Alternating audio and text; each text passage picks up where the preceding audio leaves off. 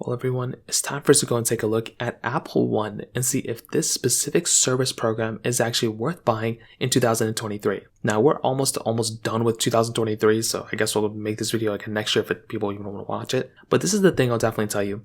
If you're somebody who actually loves Apple and you're engrossed in their ecosystem and you're pretty much in the situation where you use a lot of their products, I think Apple One is actually a very decent subscription program. So what Apple One is, let me just give you a quick breakdown. It basically bundles up to 6 different Apple subscriptions into one specific, monthly price. So these things can include up to 2 terabytes of iCloud Plus storage and basically combines a bunch of other things into one. So basically, instead of you buying 3 or 4 different services, you can actually combine them into one. And they may not be at the highest tier level, but it actually can save you money. And I do think it's actually a decent, service program. Now, there's 6 different things you can kind of subscribe into one plan. So you have iCloud, Apple TV, Apple Music, Apple Arcade, Apple Fitness, and Apple News.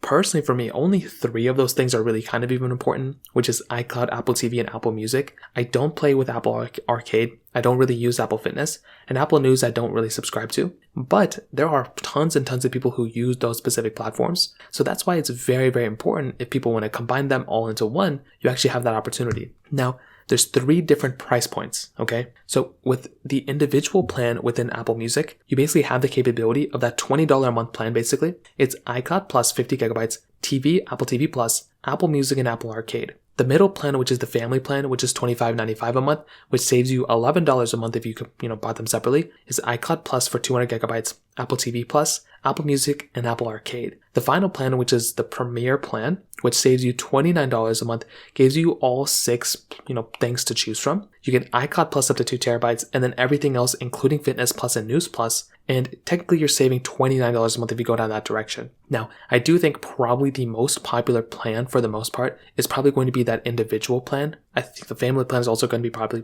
pretty popular. But is it worth it to actually do this? Now, I will tell you. If you were somebody who just has one of these plans, let's say you even have 2 of them. Let's say you have iCloud and you have Apple Music or Apple TV. It really isn't worth it that much to go ahead and purchase these other plans. The reason being is because if you're not already using 3 out of the 4 plans, there just doesn't make any sense to purchase these because you're saving money. So what I mean by this is if you're going through and if you're using, let's say, iCloud Plus and Apple Music, it doesn't really make any sense to go ahead and buy any of the Apple One plans because you're already cheaper than the other plan. Unless you want to try things out or if you want to do something like that, or if you plan on purchasing those things in the future, then maybe that would make sense. But for the vast majority of people, purchasing, any of these other ones doesn't really make any sense. However, this is a big one. If you have 3 plans, let's say you're already buying iCloud, Apple TV, and Apple Music, it actually does make sense to go ahead and just purchase the individual plan of the, Apple One program because you are technically saving money. Everyone has already used Apple Music. Everyone knows Apple TV and everything. So it's not like you're trying to test the waters.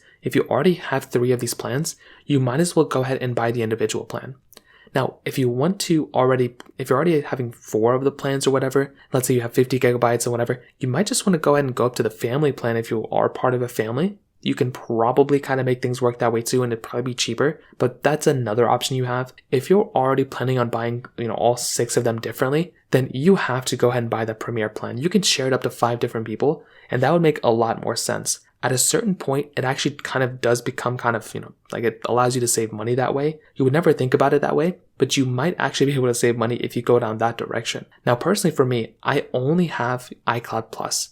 I don't have Apple TV Plus, Apple Music, or Apple Arcade, so it doesn't make any sense for me to purchase any of these plans unless I was planning on purchasing all 3. If you don't play Apple Arcade or you don't use Apple TV and you have no plan on doing that, then getting Apple One doesn't make any sense at all. But if you do plan on purchasing all of them separately, getting them all combined into one can actually save you a little bit of money, and that actually may make a little bit of sense for some people to actually go down that direction rather than buying, all the plans separately. So that's kind of a quick breakdown in how I think Apple One may or may not be worth it to each individual person. So that pretty much covers it up there. If you have any other thoughts or questions, let me know in the comment section below. Hit the like button, that would mean so much, but definitely hit that subscribe button. More importantly than everything else, I love every single one of you guys. Hopefully I'll catch you guys in the next video. Peace out till then.